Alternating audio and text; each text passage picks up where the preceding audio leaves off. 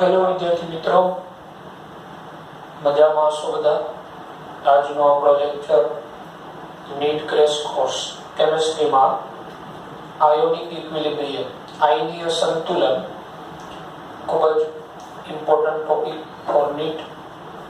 PH related ઘણા બધા formula આવે છે. એમાં ક્યારે કયા પીએચ ફોર્મ્યુલાનો ઉપયોગ કરવો એની આપણે વાત કરીશું. પહેલા ફોર્મ્યુલાની, ત્યારબાદ એના MCQ ની વાત કરીશું.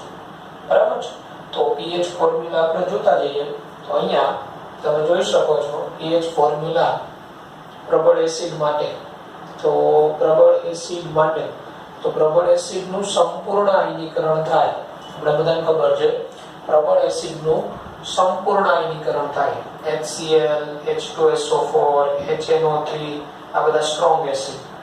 તો આવા એસિડની pH મેળવવી હોય તો ડાયરેક્ટ ફોર્મ્યુલા છે pH - log H+. બરાબર?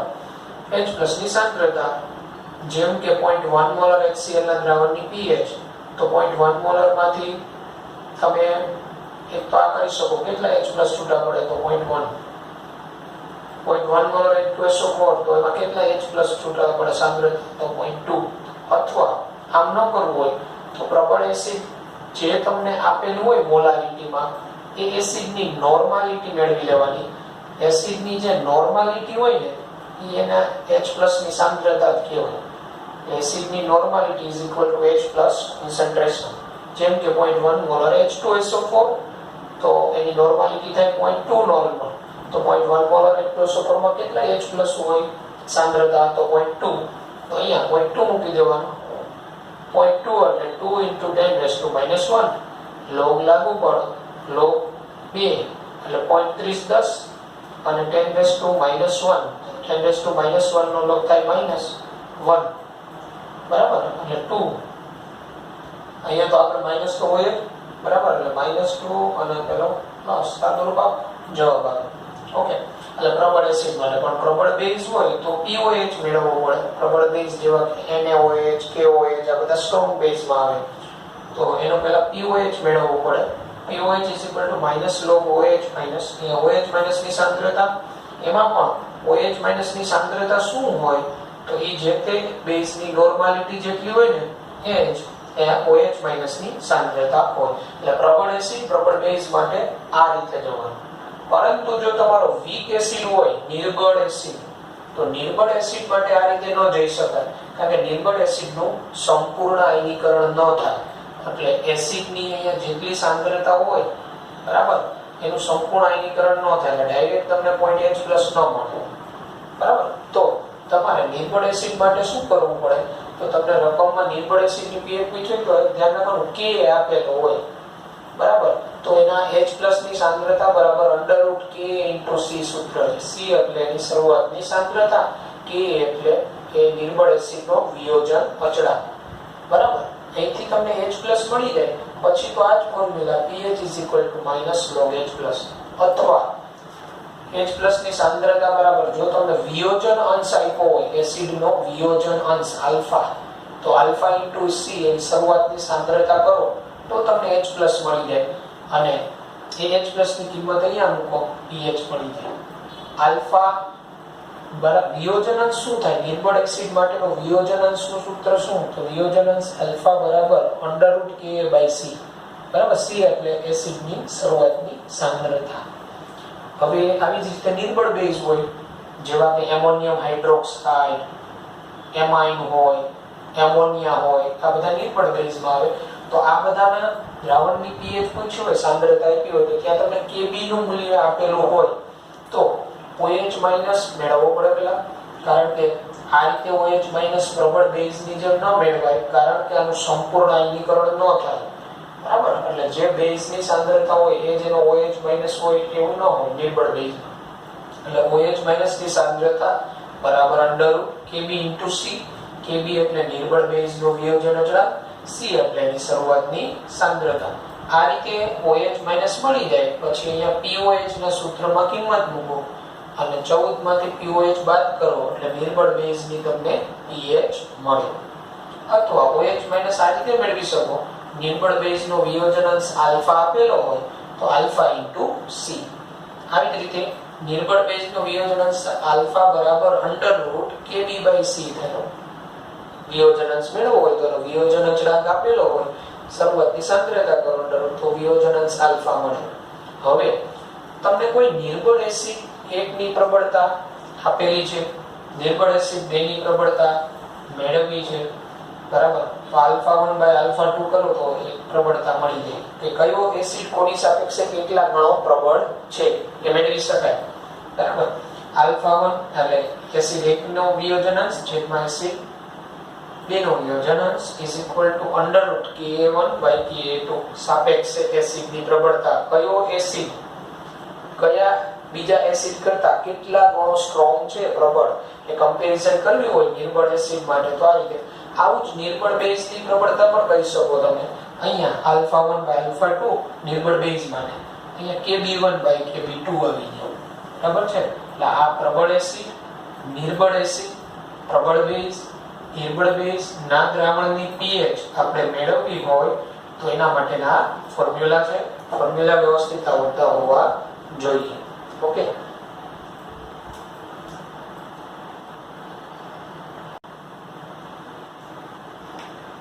ત્યારબાદ આગળ વધીએ તો કોમન આયન ઇફેક્ટ. ટૂંકમાં કહીએ તો કોમન આયન ઇફેક્ટ શું હોય?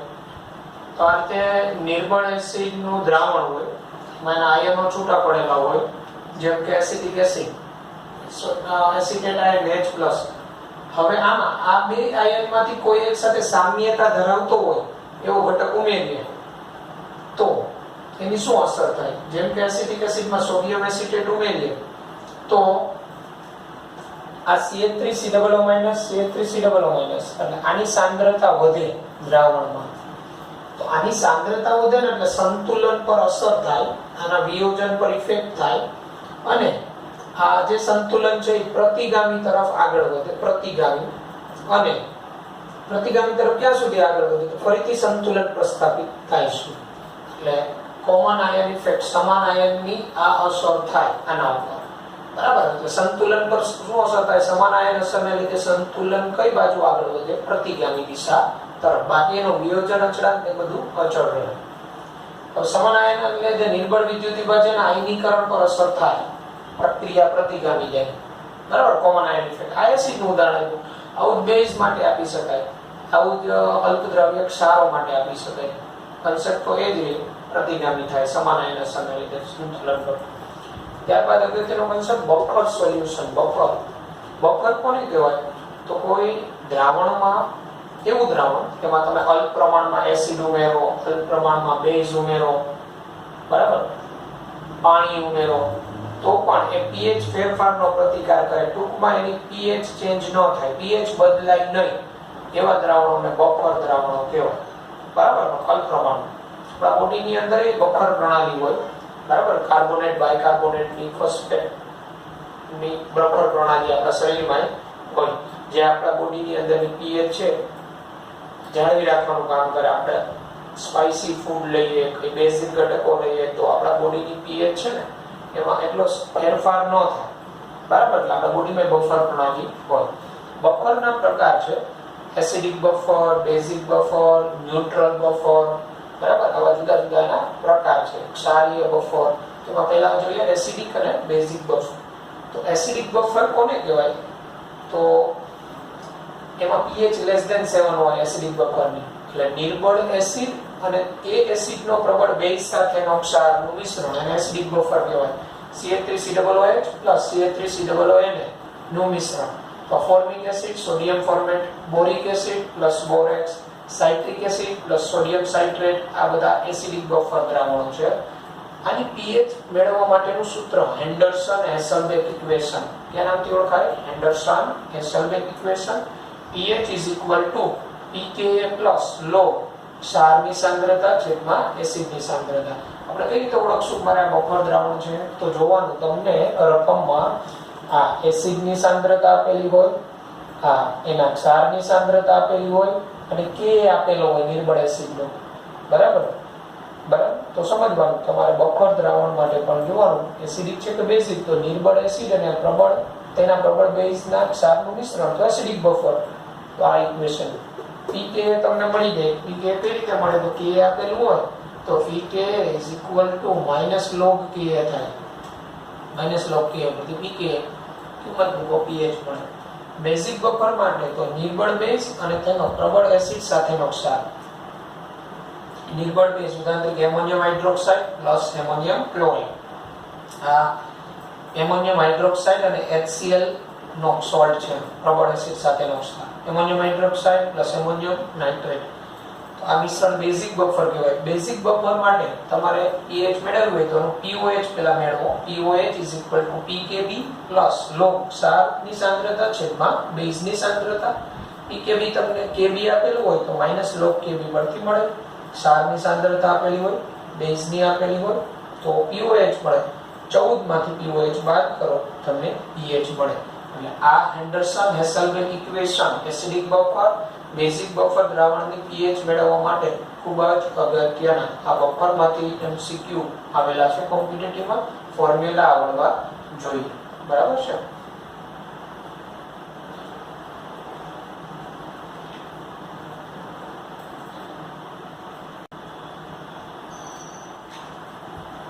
પછીનું આગળ વધીએ બફરના પ્રકારમાં.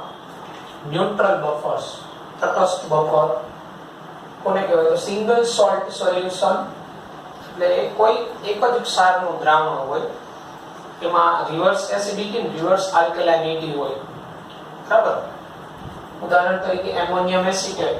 તો એમોનિયમ એસિટેટનું અયનીકરણ થઈ CH3COO- NH4 પ્લસ છૂટા પડે. બરાબર. Reverse acidity and reverse alkalinity આને કારણે દ્રાવણની pH ચેન્જ ન થતી. તમે બેઝ ઉમેરો તો CH3COOH બની જતો. બેઝ ઉમેરો તો એ OH- NH4 સાથે સાથે NH4OH બનાવે. બરાબર. એસિડ ઉમેરો તો H+ સાથે CH3COOH બનાવે. એટલે એસિડ ઉમેરેલા એસિડની ઉમેરેલા બેઝની અસર નાબૂદ થાય. Salt buffers, mixture of acid salt અને એસિડિક ક્ષાર અને નોર્મલ ક્ષાર, પોલીબેઝિક એસિડનો નોર્મલ ક્ષાર અને એસિડિક ક્ષારનું મિશ્રણ એને ક્ષારીય બફર કહેવાય. જેમ કે Na2HPO4 Na3PO4 sodium phosphate sodium હાઇપોફોસ્ફેટનું દ્રાવણ, સોડિયમ બાયકાર્બોનેટ સોડિયમ કાર્બોનેટ. આ બફર પ્રણાલી આપણે હ્યુમન બોડીમાં બફર પ્રણાલી હોય. બરાબર. Salt buffers. પછી એમ્ફોલાઇટ્સ. like acidic and basic both group contain compound. તેમાં એસિડિક સમૂહ હાજર હોય, બેઝ સમૂહ હાજર હોય. જેમ કે Na2CH2COOH. તો આમાં બેઝ સમૂહ હાજર છે, એસિડ સમૂહ હાજર. આમાં અલ્પ પ્રમાણમાં બેઝ ઉમેરો તો આ એસિડ એની અસર નાબૂદ કરે. બેઝ અને એસિડ ઉમેરો તો આ બેઝ એની અસર નાબૂદ કરે. એટલે pH ચેન્જ ન થાય. અમુક સમયે આમાં આઇસો ઇલેક્ટ્રોનિક પોઈન્ટ જનરેટ થાય. બરાબર. સમવિભવ બિંદુ. એટલે આ થયા બફરના પ્રકાર. પછી બફર કેપેસિટી કોને કહેવાય? બફર ક્ષમતા. તો બફર ક્ષમતા એટલે number of moles of acid alkali added to 1 litre solution. 1 litre દ્રાવણમાં તમે એસિડ કે આલ્કલીના જેટલા મોલ ઉમેરો એ મોલની સંખ્યા divided by change in pH. Divide એમાં pH માં કેટલો બદલાવ થયો. બરાબર. તો એની બફર ક્ષમતા મળે. મેક્સિમમ બફર કેપેસિટી જે તે દ્રાવણ માટે pH = pK અથવા pOH = pKb થઈને તો એની મેક્સિમમ બફર કેપેસિટી હોય. ઓકે. આ ઉપરાંત સ્ટ્રોંગ એસિડ બફર એ હોય. સ્ટ્રોંગ એસિડ બફર એટલે શું? તો કે કોઈ પ્રબળ એસિડ હોય એનું સંપૂર્ણ આયનીકરણ થાય. એમાં H+ ની સાંદ્રતા વેરી હાઈ હોય. હવે એ H+ ની સાંદ્રતા વેરી હાઈ એમાં તમે અલ્પ પ્રમાણમાં અન્ય કોઈ એસિડ ઉમેરો તો એની pH છે એ negligible changes બતાવે. તો it's called buffers. Strong basic buffer. તો સ્ટ્રોંગ બેઝિક બફર એ હોય ખૂબ પ્રબળ બેઝ જેવા કે NaOH, KOH એને ઓગાળો સંપૂર્ણ આયનીકરણ થાય. એના OH- ની સાંદ્રતા ખૂબ જ ઊંચી હોય. હવે એમાં તમે અલ્પ પ્રમાણમાં કંઈક ઘટક ઉમેરો તો એનો OH- ની સાંદ્રતા વેરી હાઈ.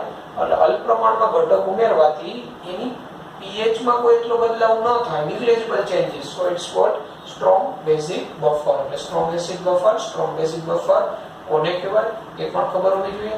અને આ બફર દ્રાવણો છે ને એ બાયોલોજીકલી બહુ ઉપયોગી છે, ઇન્ડસ્ટ્રીની અંદર પણ એનો ખૂબ જ ઉપયોગ. બરાબર. તો આ થયું બફર. બફરના ફોર્મ્યુલા તમને આવડવા જોઈએ. એસિડિક બફર, બેઝિક બફરના દ્રાવણ માટે pH દવા માટેના. Okay.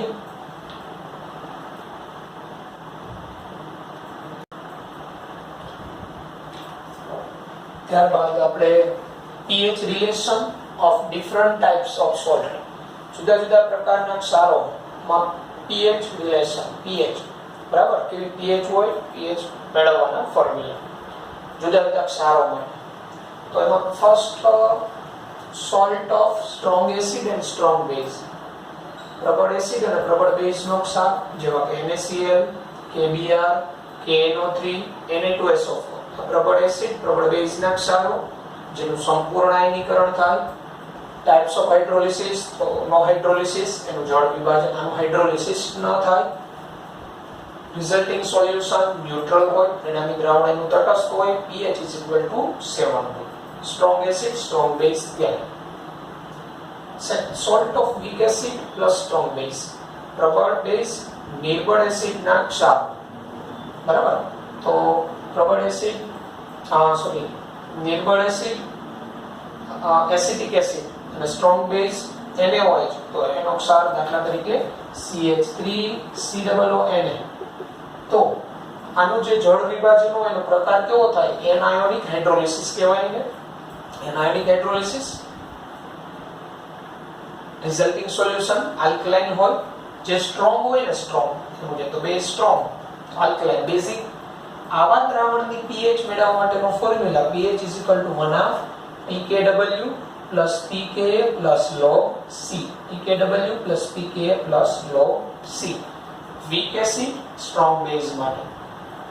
then third, salt of strong acid, weak base. પ્રબળ એસિડ, નિર્બળ બેઝના ક્ષાર ammonium chloride, ammonium sulphate, FeCl3, CuSO4 વગેરે. તો આનું જે હાઇડ્રોલિસિસ હોય, ટાઈપ ઓફ હાઇડ્રોલિસિસ કેટાયોનિક હાઇડ્રોલિસિસ કહેવાય.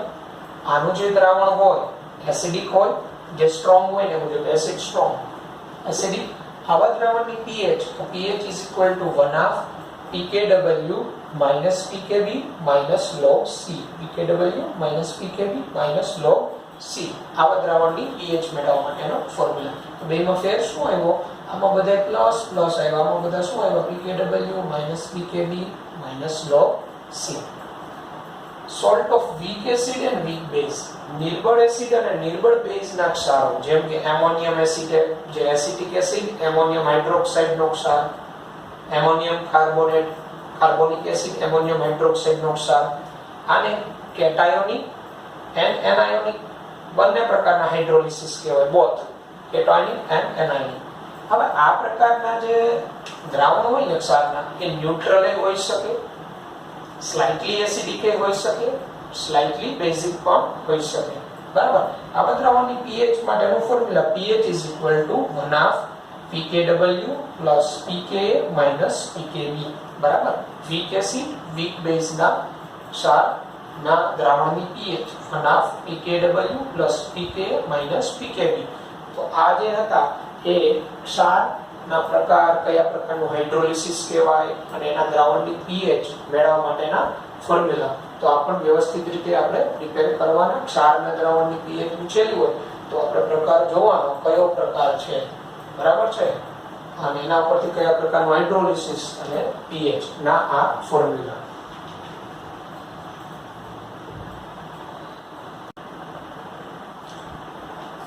પછી આ KH અને ક્ષારનો જળ વિભાજન અચળાંક Ka, Kb, Kw વચ્ચેનો સંબંધ.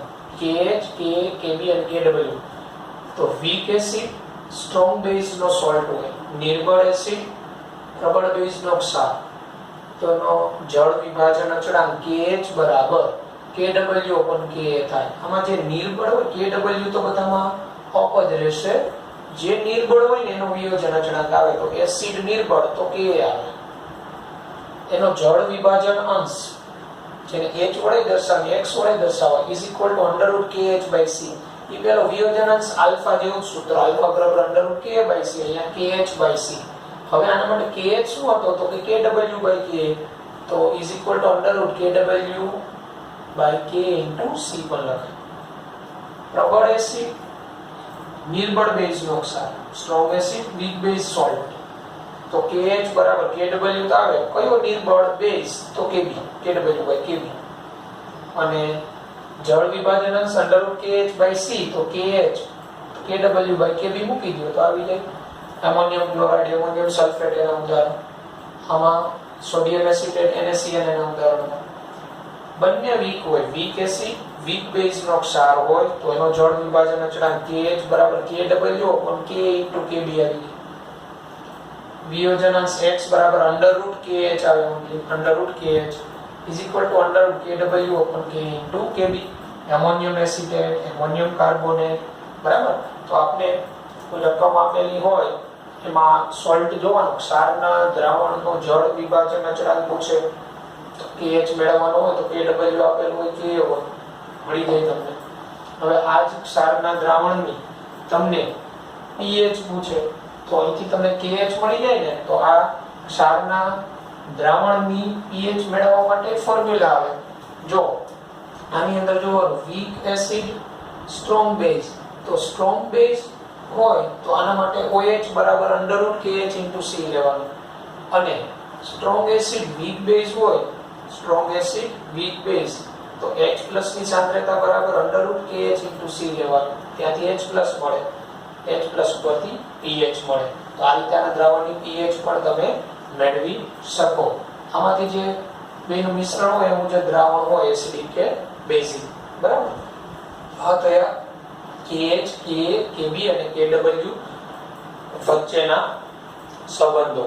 તો આ ક્ષારના દ્રાવણ માટે તમને pH પૂછેલી હોય તો એ તમારે જો. અને વીક એસિડ વીક બેઝ નો ક્ષાર હોય તો મોટા ભાગે તટસ્થ જેવો pH = 7 આવે, બરાબર. વીક એસિડ સ્ટ્રોંગ બેઝ નો સોલ્ટ એના દ્રાવણની pH માટે તો આના દ્રાવણની pH માટેનું ફોર્મ્યુલા આવું થઈ જાય, H+ ની સાંદ્રતા બરાબર √KH * C. અને સોરી અહીંયા સ્ટ્રોંગ બેઝ છે એટલે OH- આવે. અહીંયા સ્ટ્રોંગ એસિડ વીક બેઝ છે તો એસિડ સ્ટ્રોંગ છે તો H+ બરાબર √KH * C દ્રાવણની pH માટે, બરાબર. ફોર્મ્યુલા તો આ રીતે ક્ષારના દ્રાવણની pH મેળવી શકે.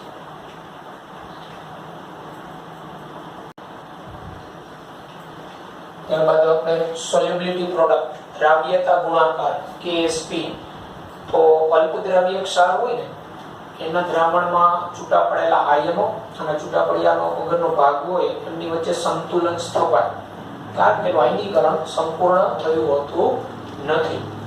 જેમ કે આ સિલ્વર ક્લોરાઇડ, સિલ્વર ક્રોમેટ, આ એવા પ્રકારના ક્ષાર. તો આનો KSP કઈ રીતે મેળવવાનો? તો HCl સોલિડ એમાંથી દ્રાવણમાં છૂટા પડે Ag+ + Cl-. આનો સંતુલન અચળાંક શું થાય? તો આની સાંદ્રતા Ag+ ની સાંદ્રતા * Cl- ની સાંદ્રતા થાય ડિવાઇડેડ બાય HCl સોલિડ. પણ ઘન હોય એની સાંદ્રતામાં ફેરફાર એટલો ન થાય, એને અચળ લઈ લેવામાં આવે. અચળનો સમાવેશ અચળાંકમાં થઈ જાય. આને KS આની જે દ્રાવ્યતા હોય એ જ એની સાંદ્રતા હોય. એટલે Ag+ ની દ્રાવ્યતા * Cl- ની દ્રાવ્યતા ની ઘાત 1.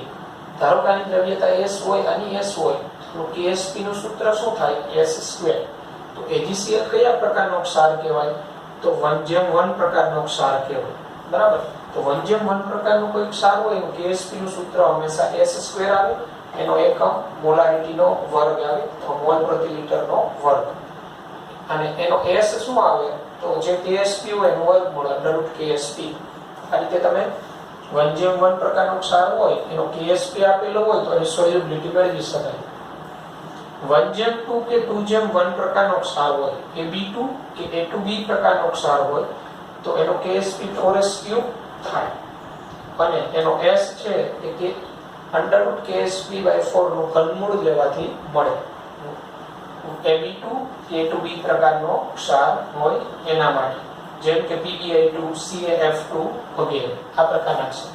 A2B3 પ્રકારનો ક્ષાર હોય, બરાબર. અને A2B3 2/3 કે 3/2 પ્રકારનો ક્ષાર તો KSP 108 S⁵ થાય 108 S⁵, જેમ કે Sp2S3 તો આમાંથી 2Sp3 પ્લસ છૂટા પડે પ્લસ 3S2 માઇનસ છૂટા પડે. આની સોલ્યુબિલિટી 2S થાય, આની સોલ્યુબિલિટી 3S થાય. આનો KSP નું સૂત્ર 2S² અને આનો 3S³ બરાબર. તો 3S³ અને 2S² નું સાદુરૂપ આપો એટલે 108 S⁵ મળી જાય. AB3 પ્રકાર એટલે 1/3 કે 3/1 પ્રકારનો ક્ષાર હોય તો એનું KSP 20S⁴ થાય. AB4 પ્રકારનો હોય તો KSP બરાબર 256S⁵ થાય. આ રીતે A3B4 પ્રકારનો હોય તો KSP 6912S⁵ થાય. ઝિર્કોનિયમ ફોસ્ફેટ 3Zr4 પ્લસ છૂટા પડે 4PO4 3 માઇનસ છૂટા પડે. આની સોલ્યુબિલિટી 3S જેટલું, આની સોલ્યુબિલિટી 4S હોય તો આનું KSP નું સૂત્ર શું થાય તો KSP બરાબર Zr4 ની સાંદ્રતાનો ઘન PO4 3 માઇનસ ની સાંદ્રતાની 4 ઘાત ની સાંદ્રતા 3S હોય એટલે 3S³ 3 નો ઘન એટલે 27S³ અને 4S⁴. આનું સાદુરૂપ આપો એટલે આવે 6912S⁵. A3B4 નું KSP નું સૂત્ર આનો S મેળવવો હોય તો S બરાબર KSP by 6912 એનું √7 એટલે 1 અથવા એની ઘાત 1/7 કરીને log લઈને મેળવી શકો. તો આ દ્રાવ્યતા ગુણાકાર છે. અલ્પ દ્રાવ્ય ક્ષારોના દ્રાવ્યતા ગુણાકારનું સૂત્ર કયું સાચું એવા MCQ પણ બને. દ્રાવ્યતા આપેલી હોય તો અલ્પ દ્રાવ્ય ક્ષારનો દ્રાવ્યતા ગુણાકાર મેળવો KSP તો એ પણ મળે બરાબર. એટલે આ પણ એક અગત્યનો કન્સેપ્ટ દ્રાવ્યતા ગુણાકાર. હવે પછી આપણે જોઈએ કે દ્રાવ્યતા ગુણાકાર KSP અને આયોનિક પ્રોડક્ટ આયનીય ગુણાકાર વચ્ચે એ બેના મૂલ્ય પરથી કયા ક્ષારનું દ્રાવણમાંથી અવક્ષેપન થશે તેનું અવક્ષેપન ન થાય એની વાત આપણે કરીએ.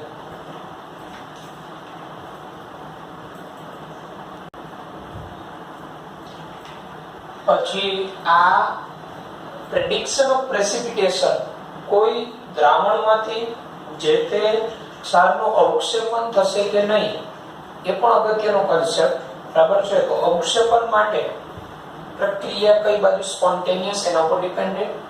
આ ΔG નું સૂત્ર ΔG0 RT/Q પ્રમાણિત મુક્ત ઉર્જા ફેરફાર. આ પ્રક્રિયા મુક્ત ઉર્જા ફેરફાર કોઈ પણ સમયે આ પ્રમાણિત કન્ડિશનમાં ΔG બરાબર ΔG0 બરાબર -RT/ln KSP RT/ln Q. હવે KSP એટલે દ્રાવ્યતા ગુણાકાર, આયનોનો દ્રાવ્યતા ગુણાકાર પણ સંતુલન સમયે E for equilibrium. અને IP અથવા Q તો એટલે given instant time કોઈ પણ સમયે આયનોની સાંદ્રતાનો ગુણાકાર એને IP અથવા Q કહેવાય. આયનીય ગુણાકાર આયોનિક પ્રોડક્ટ.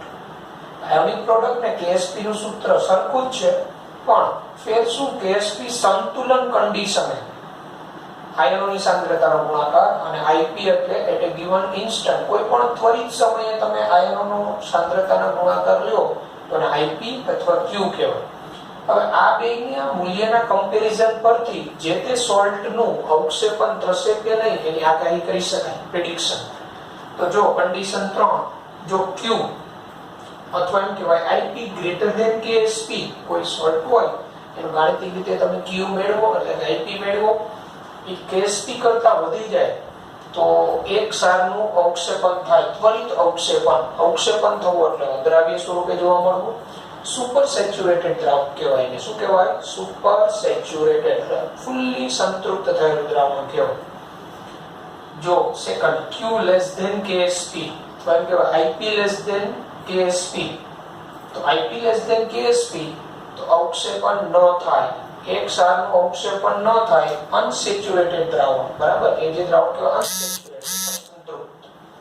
અને Q = KSP જો Q = KSP અવક્ષેપન ન થાય ક્ષાર દ્રાવ્ય પણ ન થાય સેચ્યુરેટેડ દ્રાવણ એટલે કે ઇક્વિલિબ્રિયમ કન્ડિશન બંને સમાન ત્યારે સંતુલિત પરિસ્થિતિ હોય તો IP KSP ના મૂલ્ય પરથી ક્ષારનું અવક્ષેપન થશે કે નહીં એનું પ્રાકકથન કરી શકાય.